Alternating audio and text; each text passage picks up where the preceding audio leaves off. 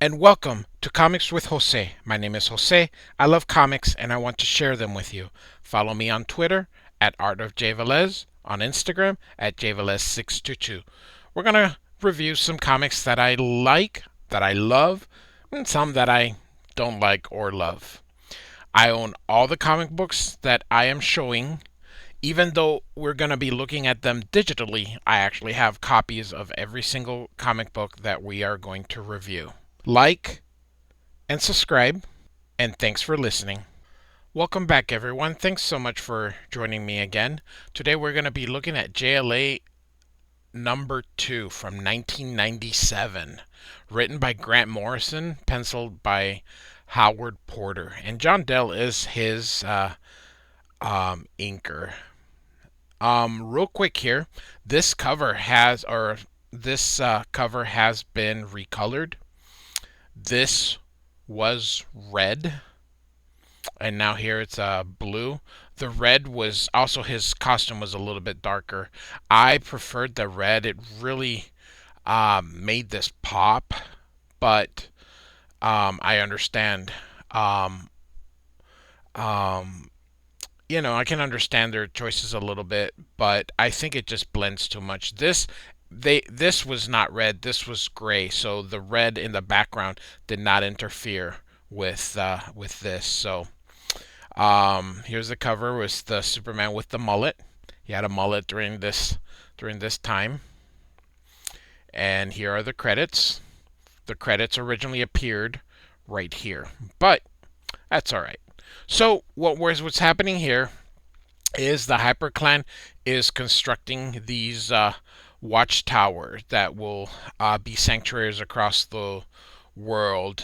And here, we have news crews and the press kind of just looking through as they're building this, and they're telling them, that they're trying to save the planet is essentially what's happening here.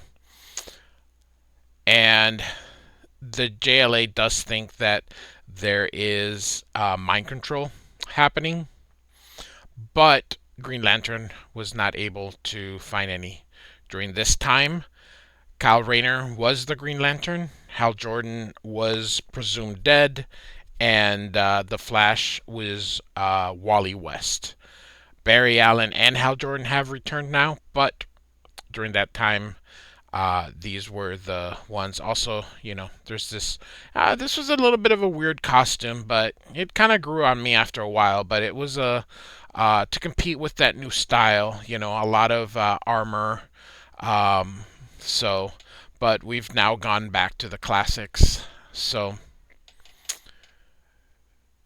they Martian Manhunter thinks that the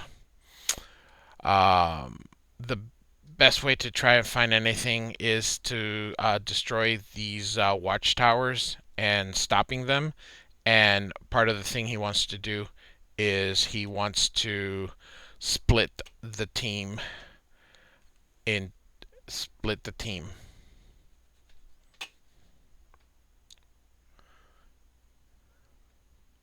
Sorry, I had a little bit of mouse trouble. So,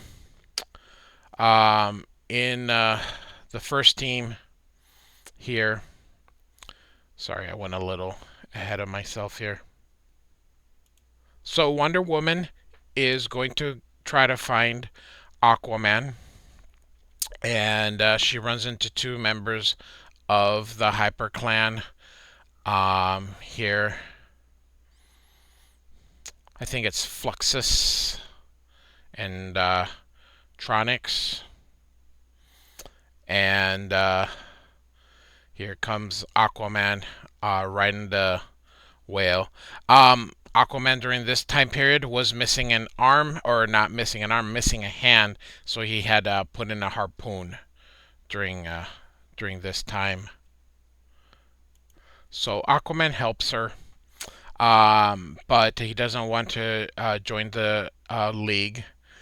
He's kind of ignored the alarm and says, not to point that at him, and that they need it because the Hyper Clan is not just interested in the Earth, but they want everything, including the uh, the oceans here. And so Tronix now shows up, and he doesn't want to take orders from her, but you know, what have you. Wonder Woman's the boss. She's amazing. One of DC's most powerful people. So Aquaman kind of does as he tells her, and Aquaman is able to speak to aquatic life in there, and Wonder Woman is taken down, well, distracted. And here they have Aquaman. So far, Fluxus and oh goodness gracious, I gotta get better at their names. Fluxus and Tronix um, take them down. Here they make a little joke here. It's not really a joke, but they killed the Daxamite priest out by the Krypton Golf was harder, and he was a pacifist. So they did not think too much of Wonder Woman and Aquaman, which is kind of weird because Wonder Woman is one of the most powerful in the DC universe. So now we got the Flash and Green Lantern. Flash isn't too thrilled on having to team up with a rookie. And Flash here makes a comment, I've been waiting you for ages.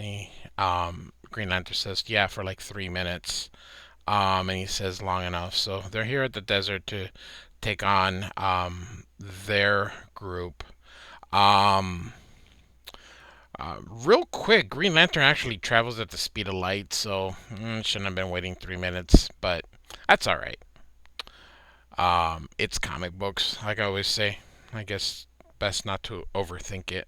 So, I think this is Zoom, which is play on words for Zoom, and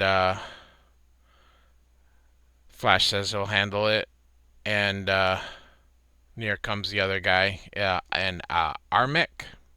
So, there's also Zenturion. So, kind of cool names. I don't know. I'm a mark for dumb comic booky things here. I like the use of people kind of in the background looking at things here. Kind of put things in more realism here. But Howard Porter at that time, he was a solid penciler. He's actually become quite a good artist nowadays. I believe he does Batman Forever. So um, now we are here with Martian Manhunter, who is meets the Hyperclan leader Protex, and they're telling him to join them. But then it ends right there. So of course, Superman and Batman are teamed up together.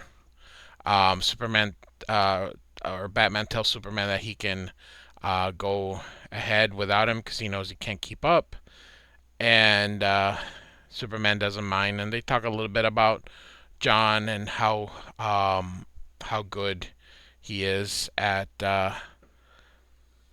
tactics and analytics. So, and suddenly, they're attacked here, and I believe it's primordial and amortal. So they attack them, and Batman fires some stuff at them, and they throw it back at Batman. Even though she turns invisible, Superman knows she's there, knocks her out, and he sees Batman's ship crashing down, and he's got a kryptonite rock with him, and they're falling down, and they Says should they check Batman, and he says, "Nope, best not to risk the flames. If he survives the cold, will stop him." And so they have beaten the JLA. So JLA Volume 1, Number 2 by Grant Morrison and Howard Porter. Hope you liked it. Thanks for listening. Like and subscribe. In all my hurry, I ended it one page too early. So here we see that something's wrong because they say is to make the world bend its knee. So, and here we see the Batman symbol. So we know something's off, and these are not the heroes that we were looking for.